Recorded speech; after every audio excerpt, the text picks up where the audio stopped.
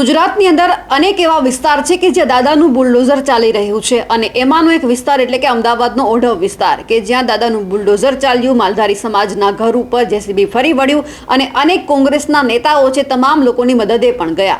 હવે ફરી એક વખત અહીંયા જે રીતે ઘર તૂટ્યા છે તો તેમની મદદની વહારે આવ્યા છે જિગ્નેશ મેવાણી. નમસ્કાર, નિર્ભય ન્યૂઝ સાથે હું છું રિદ્ધિ. ઓઢવની અંદર જે માલધારી સમાજ છે લગભગ 500 ઘરો ઉપર બુલડોઝર ફરી વળ્યું છે. પણ હવે સવાલ એ છે કે જ્યારે બુલડોઝર ફરી વળ્યું તો એમને નોટિસ આપવામાં આવી હતી કે નહીં, તે પણ અહીંયા કોંગ્રેસના નેતાઓએ સવાલ ઉઠાવ્યા છે. શક્તિસિંહ ગોહિલ હોય કે અનેક નેતાઓ હોય, આ તમામ લોકોને મળવા માટે ગયા હતા. આજે જિગ્નેશ મેવાણી છે, આ તમામ લોકોની મુલાકાત કરી છે અને ખાસ કરીને જે કપિલ દેસાઈ છે એમના ઘર ઉપર જે બુલડોઝર ચાલ્યું, એમના ઘર ઉપર લોકો એવી વાત કરી રહ્યા છે કે બુલડોઝર એટલા માટે ચાલ્યું કારણ કે એ બીજા લોકોની મદદ માટે ગયા હતા, એમને કોઈ જ નોટિસ આપવામાં નહોતી આવી અને અચાનક જે કપિલ દેસાઈ છે તેમનું પણ ઘર તોડી પાડવામાં આવ્યું. હવે અને જ્યારે આ કપિલ દેસાઈનું ઘર તોડી પાડવામાં આવ્યું છે ત્યારે જિગ્નેશ મેવાણી તેમના સમર્થનમાં ગયા છે અને લોકોને કહ્યું છે કે આપણે બધાએ ફાળો ઉઘરાવવાનો છે અને પછી આમનું ઘર બનાવવાનું છે. અને એમની સાથે સાથે જેટલા પણ બીજા લોકોના ઘર તૂટ્યા છે તેમની મદદે પણ જિગ્નેશ મેવાણી ગયા છે અને શું હુંકાર કર્યો છે તે સાંભળીએ. કે તમારા બાપનો દેશ નથી, તોડવા બેઠા. અને આવી નવી પરિસ્થિતિ ઠાકોર સમાજની કરી છે સુભાષ બ્રિજ, બરાબર? ત્યાં તો લગ્નનો માંડવો તોડી નાખ્યો. લગ્નના દિવસે, જે દિવસે વરઘોડો આવવાનો હતો, હું લાલજીભાઈ બંને કહેતા, એ દિવસે આખો માંડવો તોડી નાખ્યો. અત્યારે જઈને તમે પૂછો તો હજી સુધી ત્યાં કોઈ કામ ચાલુ કર્યું નથી. અને તમારે કંઈ કામ 1 વર્ષ સુધી શરૂ નહોતું કરવાનું તો કોઈકની બારાત આવેલી હોય, કોઈની જાન આવી હોય, એનું કેટલું અપમાન તમે કરો છો. એટલે એ ત્યાં નવરા કરી કાઢ્યા. ભાવનગરમાં રબારી સમાજ, કોળી પટેલ, મુસ્લિમ, દલિત, ક્ષત્રિય સમાજ આવા 2000 ઘર તોડી રહ્યા છે. અંબાજીમાં તમે જોયું મોટાભાગનો ગરીબ વર્ગ, પણ એ ગરીબ માલધારીઓની વચ્ચે 2-5 ઘર એવા બી હતા જેની કિંમત 80 લાખ રૂપિયા થાય અને 80 લાખનું મકાન તોડી તમે પેલું કોઠા જેવું લાખ રૂપિયાનું મકાન આપવાની વાત કરો છો. આ કઈ રીતે ચાલે? એટલે મારું એ કેવું છે કે આ બધા જ પીડિતોને વિધાનસભા ચાલુ છે એ દિવસે ચલો ગાંધીનગરનો કોલ આપીએ તો કેવું રહે? અને આખા ગુજરાતમાંથી જે લોકોએ મારો કે ભાઈ દેવ દેસાઈનો, કપિલભાઈનો કે લાલજીભાઈનો સંપર્ક નથી કર્યો, એવાય 10 જણા સુધી મેસેજ પહોંચશે, એ એમની રીતે આવશે. અને ભારતીય જનતા પાર્ટીમાંથી કોઈનું દિલ સારું હોય અને ગરીબ માટે લાગણી તો મોસ્ટ વેલકમ, તમે આવો. બરાબર? તમારા મનમાં ખોટ ના આવતા હો. આ તો આ ભાઈએ કીધું એ પ્રમાણે બધું નવરું કરી નાખે પછી દલાલી કરવા માટે આવું છે. બરાબર? એટલે આપણે એક જ વસ્તુ, જે પણ સરકાર વાત કરતું એ બધું લેખિતમાં આપે. અને આ તો એટલા લુચ્ચાના સરદારો છે કે લેખિતમાં આપ્યા પછી ફરી જાય એવા છે. ભાનુભાઈ વણકર એ પાટણની કલેક્ટર કચેરીમાં આત્મવિલોપન કર્યું. બરાબર? એ આ જ દિવસ હતો ફેબ્રુઆરીનો, આજ. અને એમાં 4 દિવસ સુધી અમે લોકો ડેડ બોડી ના લીધી. રાત્રે 11 વાગે IAS IPS ઓફિસરો સહી કરી કે આવી જેટલી દલિતોની જમીનમાં દબાણ હશે બધા દબાણ ખુલ્લા કરીશું, એમની સ્મૃતિમાં સ્ટેચ્યુ બનાવીશું, ફલાણા અધિકારી તપાસ કરશે. આવી બધી માંગણીઓ લેખિતમાં આપી. એ વાતના જે 7 વર્ષ થયા, એટલા લુચ્ચા છે કે આમની જોડે નખાણ ના લઈએ તો જિંદગીમાં તમને પૂછશે નહીં. આ તો શું દેખી રહ્યા છે કે આખા ગુજરાતમાં બધું ચહેરાઈ ગયું. આખા રબારી સમાજમાં, ઠાકોર દલિત સમાજમાં મેસેજ ગયો છે. ભવિષ્યમાં રાજકીય નુકસાન થાય એની બીકે કરી રહ્યા છે. બાકી પૂછવાય ના આવે ને હજી 2 ધોકા વધારે મારે, આ એવા છે. અને આ ભાઈ, આ કપિલભાઈનું ઘર તોડ્યું લાલજીભાઈ, એમાં આપણે આ નેતૃત્વ કરતા હતા, એના કારણે જે મકાન તોડ્યું છે. આ કોઈ ગરીબ માણસ માટે લડતો હતો ને, તમારા જેવા, તમારા બધા માટે લડતો હતો. આવી બીજી 10 જગ્યાએ જઈને લડે છે. હા, બધા માટે લડતો. તો આનું ઘર તોડ્યું તો આપણે એવું કરીએ કે આખા ગુજરાતનો માલધારી સમાજ એ ફાળો કરીને આનું ઘર બનાવે. પહેલે 51,000 હું લખાવું છું આજે. સરકારમાં મેસેજ આપીએ. બરાબર? પણ આ એકદમ સ્પષ્ટ કિન્નાખોરી છે કે તું આ મુદ્દે ભવિષ્યમાં બોલતો નહીં તો તને નવરો કરી નાખીશું. મને આસામની જેલમાં નાખેલો. એક ટ્વીટ કર્યું નરેન્દ્ર મોદીની સામે, 2,500 કિલોમીટર દૂર આસામની જેલમાં નાખ્યો. શેના માટે? મેસેજ આપવા કે ફરી તમે આ બધા આંદોલનો કરશો તો તમને નવરા કરી દઈશું. આ દાદાગીરી તો તોડવી જ પડે, ચાલે જ નહીં. એટલે એને જે ધમ પછાડા મારવા મારે. આપણી બે વાત, બધી જ માગણીઓ લેખિતમાં તમે આપો અને આ તારીખે આટલા વાગે નક્કી કરો તારીખ. આજે શક્ય બને તો આજે તારીખ નક્કી કરીએ, નહીં તો 2 દાડા પછી લાલજીભાઈને તમે બધા કહો ત્યારે ચલો ગાંધીનગરનો કોલ આપો. વિધાનસભાનું સત્ર ચાલુ છે, વિધાનસભા આગળ જઈએ. બોલો ભાઈ, ન્યાય કરે ગુજરાતની સરકાર. અમારો મુખ્યમંત્રી કહે છે ને કરવું છે તો આ પણ મને લેખિતમાં તમારે વિધાનસભા આવવાની જરૂર ના પડે એવું કરી આપ. બરાબર?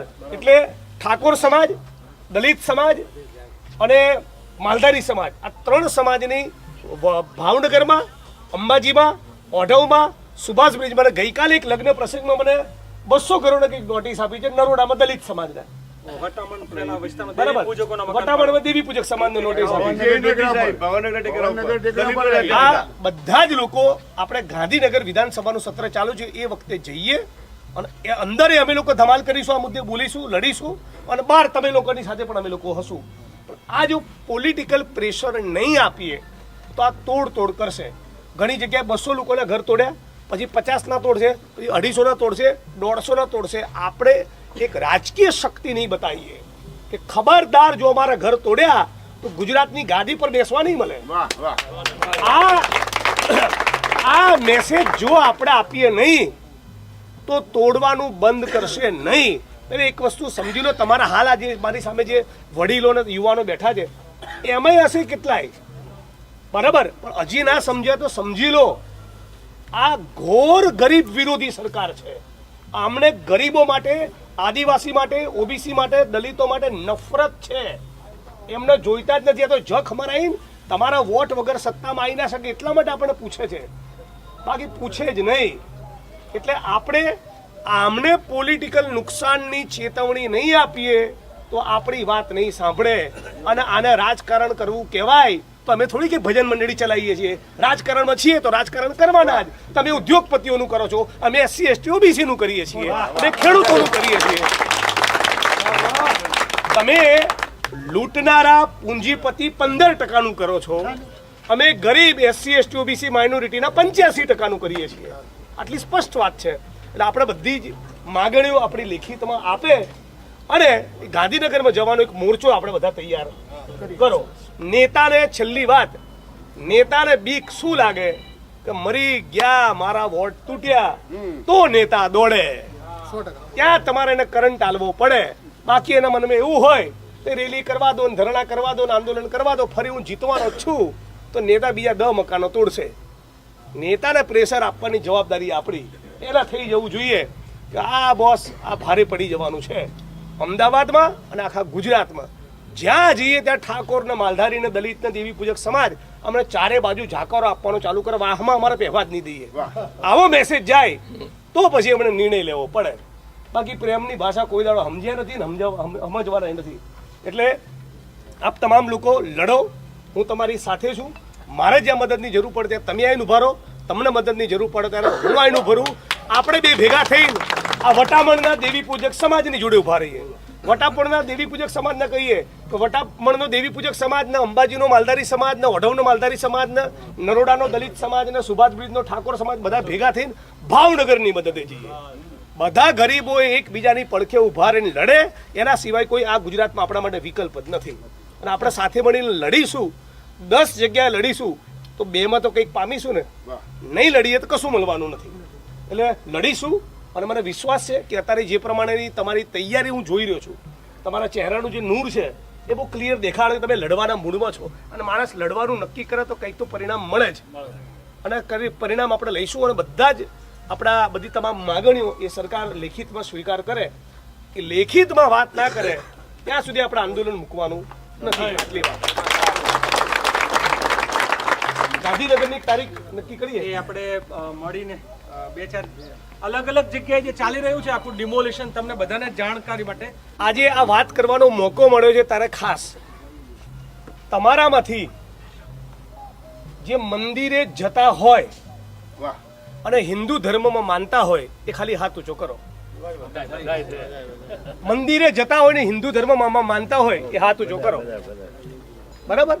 આ તો કહે છે ને ભાજપ વાળા કે હિન્દુઓની સરકાર છે, કરી નાખે નવરા. આ સમજો, આ હિન્દુના નથી ને મુસલમાન નથી, એમના બાપના નથી. ખાલી પૂંજીપતિ લૂંટનારા ઉદ્યોગપતિઓના દલાલો છે. આમણે ઉત્તર પ્રદેશમાં લખીમપુર ખીરીમાં ખેડૂતોની છાતી પર ગાડી ચલાવી નાખી. ભાજપના મહિલા આગેવાને જસદણમાં કીધું કે ભાજપના નેતાઓએ 6 દીકરીઓ પર બળાત્કાર કર્યો. હું એની માહિતી આપવા તૈયાર છું, પણ એફઆઈઆર કરવા તૈયાર નથી. આ ઓળખી લો આ હિન્દુત્વના ઠેકેદારોને. હજી દલિતો, ઠાકોરો, રબારીઓ ના જાગ્યો, જાગી જાઓ. જેણે જે ધર્મમાં માનવું એ માને. મને તો રોટી, કપડાં, મકાન, શિક્ષણ, આરોગ્ય, રોજગારની વાત કરે એવા નેતા જોઈએ. આ ધર્મના નામે ચાળે ચડાવશે, જાતિના નામે ચાળે ચડાવશે અને ગરીબ માણસને નવરા કરી નાખશે. હિન્દુ ખેડૂતોને ટેકાના ભાવ નથી મળતા તો ત્યારે સરકાર જેને ઊંધી પડે છે. ફેક્ટરીના મજૂરો જે હિન્દુ જેનું શોષણ થતું હોય ત્યારે આવે છે. પોલીસના કોન્સ્ટેબલો પોતાના હક અધિકાર માટે લડતા હોય, ગરીબ હિન્દુ કોન્સ્ટેબલો ત્યારે પૂછે છે. આદિવાસીઓને વનવાસી કહેવા છે અને બધી એમની જંગલ જમીન સાફ કરી નાખવી છે. એટલે આપણે આ ધર્મની રાજનીતિ પેલા બચી લો. નેતાનું કામ એ ધર્મની, જાતિની વાત કરવાનું નથી. એનું કામ આંગણવાડી હરખી કરવાનું, શાળા કોલેજ બનાવવાનું, હોસ્પિટલ બનાવવાનું, રોજગાર આપવાનું. એટલે આજના પ્રસંગમાં આ વાત જાણી બુજીને કરું છું. લગભગ 20 જાન્યુઆરીથી જે રબારી સમાજની વસાહત છે તેમના ઉપર દાદાનું બુલડોઝર ચાલી રહ્યું હતું. ઠેક ઠેકાણે તંત્રનું બુલડોઝર ફરી વળ્યું છે. અને ખાસ કરીને જે કપિલ દેસાઈ છે તેમણે પણ એક એવી વાત સરકાર સામે, તંત્ર સામે રાખી હતી કે 6 મહિના પહેલા નોટિસ આપી હોય તો તમે પુરાવા આપો, કારણ કે તંત્ર છે, સરકાર છે પણ એવું કહી રહી છે કે અમે તમામ લોકોને 6 મહિના પહેલા નોટિસ આપી હતી, પણ લોકોનું એવું કહેવું છે કે અમને કોઈ જ જાતની નોટિસ આપવામાં નથી આવી. લગભગ 20 કોમર્શિયલ બાંધકામો ઉપર જેસીબી ફરી વળ્યું છે. એએમસીની દબાણ શાખાની જે ટીમ છે એમણે 40 રહેણાંક મકાન ઉપર પણ જેસીબી ફેરવી દીધું છે. એટલે હવે સવાલ એ છે કે આ લોકો બધા ઘર વિહોણા થયા છે, ક્યાં જશે? એટલે હવે જ્યારે કોંગ્રેસ છે વિરોધ પક્ષની ભૂમિકા ભજવી રહી છે, તો સૌથી પહેલા તો શક્તિસિંહ ગોહિલ ત્યાં આવ્યા હતા. એ પછી હવે આજે જિગ્નેશ મેવાણી આવ્યા છે અને તમામ લોકોને સમર્થન જાહેર કર્યું છે. તેમને લઈને આપનું શું કહેવું છે? કમેન્ટ કરીને ચોક્કસથી જણાવજો. સાથે જ અમારી નિર્ભય ન્યૂઝ ચેનલને લાઇક, શેર અને સબસ્ક્રાઇબ કરવાનું ભૂલશો નહીં. નમસ્કાર.